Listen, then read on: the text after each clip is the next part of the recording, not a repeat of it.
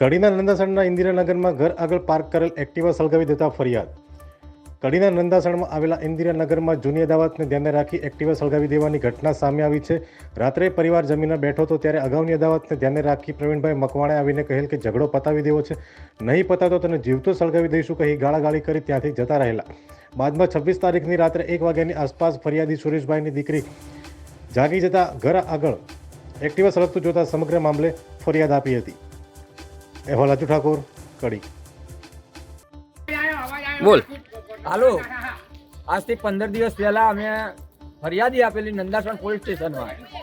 આજે સમાધાન માટે છોકરાને મોકલેલો કે જો એ કંઈ પણ નહીં કરે કાર્યવાહી, અમારું સમાધાન નહીં કરે તો અમે ઘર લગાડી દઈશું, અમે ગાડીઓ લગાડી દઈશું, આવી બધી ધમકી આપતા. અમને કીધું પોલીસે આજ દિન સુધી કશું કરેલું નથી, એને એરેસ્ટ કર્યો નથી. અને આજે કોઈ ગાડી અજવાળા લઈને આવી અને અમે અંદર સુઈ ગયેલા અને ભડકો કરીને અહીંયા ગાડી લઈને ઉભા રહ્યા ને અમે જેવા બહાર નીકળ્યા ભડકો બહુ થયો, ગાડી લઈને ભાગી ગયા. ગાડી નંબર અમે જોયો નથી. બરાબર. કોઈ અંદર છોકરી હતી, 4 વ્યક્તિ હતા વારના, અને એમના પ્રવીણભાઈ, કાંતિભાઈ, ભીખાભાઈ, આતાભાઈ, એમનો છોકરો વધતા અને એમનો છોકરો નાનો ભાઈ, એનું નામ મને એટલું બધું આવડતું નથી. સમાધાન માટે કહેવા કોણ આવ્યું ઘરે? સમાધાન કહેવા માટે એક છોકરાને મોકલેલો. બરાબર. એ ગામનો મુસલમાન હોવાથી એ અમને કહી ગયેલો કે 2 દિવસથી તમારું સમાધાનનું કહેશે. મેં કીધું કે વસ્તીના 5 માણસ આવે તો હું સમાધાન કરવા માટે રાજી છું. મોહલ્લામાં રહેવું મારે શું કરવું ભાઈ? આ રીતની મેં વાત કરેલી.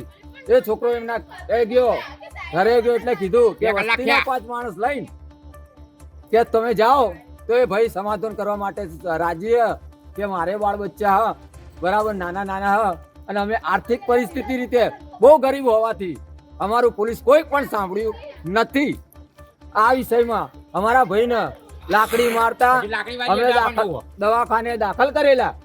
અમે અહીંયાથી રિફર ચિઠ્ઠી નંદાસણમાંથી રિફર ચિઠ્ઠી બનાવતા અમે 8 દિવસ અમે હોસ્પિટલમાં કડીની અમે પડી રહેલા.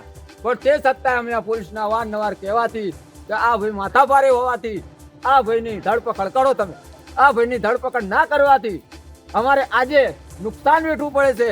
વસ્તી એમને કંઈ કહી કેવી નથી, કેમ કે એ લોકો માથા ભારે છે સાહેબ. તો અમારે શું કરવાનું? ઓના પગલા તરત ને તરત લેવા અમે 100 નંબર પર ડાયલ કર્યો, પણ હજુ સુધી પોલીસ આવી નથી.